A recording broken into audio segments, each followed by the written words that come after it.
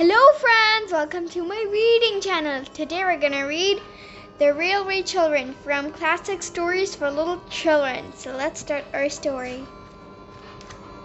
Bobby, Peter, and Phyllis had everything they wanted. Pretty clothes, heaps of toys, and a loving mother and father. Then, on Peter's 8th birthday, the trouble began. After the birthday tea, the doorbell rang sharply. 3 men came in and took Father away with them. "Where is he gone?" asked Peter. "He hasn't packed any clothes."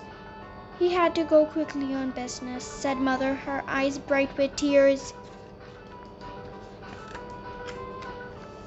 After that, everything changed.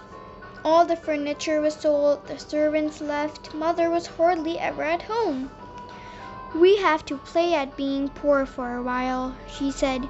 "We're going to live in the countryside." They arrived at the new house late at night. "Let's explore tomorrow," said Peter. Early the next morning, they raced outside, through the garden, down the hill, until they came to the railway track. There was great rumbling sound. With a whoosh, a train shot out of the tunnel. "It's like a dragon." "Perhaps it's going to London," yelled Phyllis above the noise. "Maybe that's where Father is," said Bobby. "If it's a magic train, it'll take our love to him. Let's wave."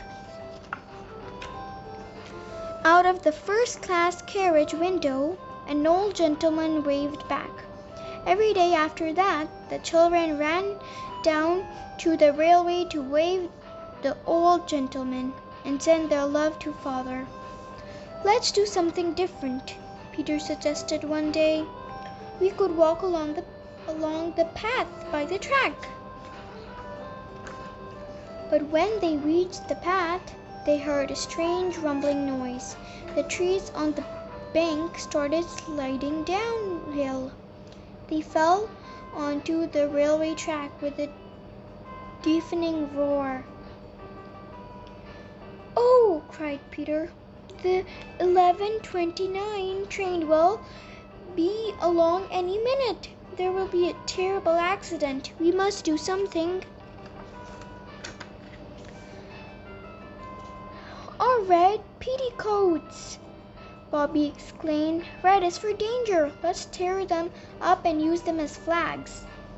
The train thundered closer. The others sprang out of the way, but Bobby didn't move. She knew it was dangerous, but she had to make it stop. With a squeal of brakes, the train shuddered to a halt.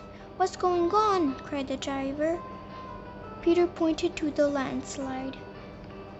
The driver gasped in shock. "You children saved lives today," he said. The railway company held a celebration for the children to thank them, with a brass band, bunting, and cake. The railway director gave them each a gold watch, but best of all, their own old gentleman was there. "Do come back for tea," said Phyllis. At home, Bobby took the old gentleman's coat. She glanced at his newspaper, then stopped and stared. There was a photograph of Father. "Spy trial," it said, "then guilty and 5 years in jail." "Oh, Daddy," she cried, "you didn't do it." Bobby ran to her room to hide her tears. "Mother didn't want us to know," she realized. "She didn't want us to worry. She didn't want to worry us."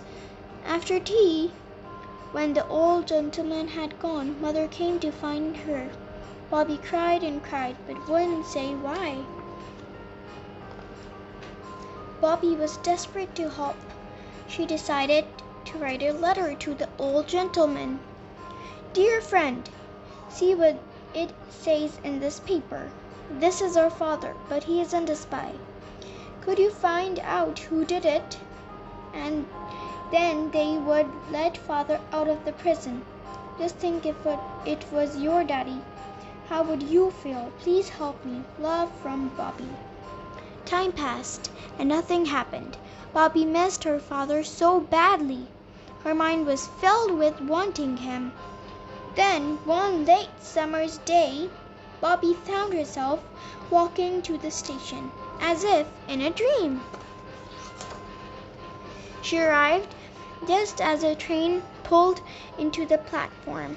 Only 3 people got out: an old woman, the grocer's wife, and the third, "Oh, Daddy, my daddy, my daddy!"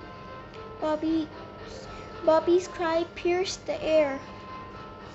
"I can't believe you're really here," said Bobby as they walked up the hill together. "Didn't Mother get my letter?" Father asked. "They found the real spy. Your old friend helped catch him. Now run ahead," he said, "and tell everyone I'm back." He came up the garden path, his heart beating fast. Mother, Bobby, and Peter, Mother, Bobby, Peter, and Phyllis stood in the doorway. "You're home," they cried. "You're home at last." With his arms out wide to hug them all, Father went into the house. We won't follow him in this happy moment. It's time for us to say goodbye. The end. I hope you enjoyed the video. Bye.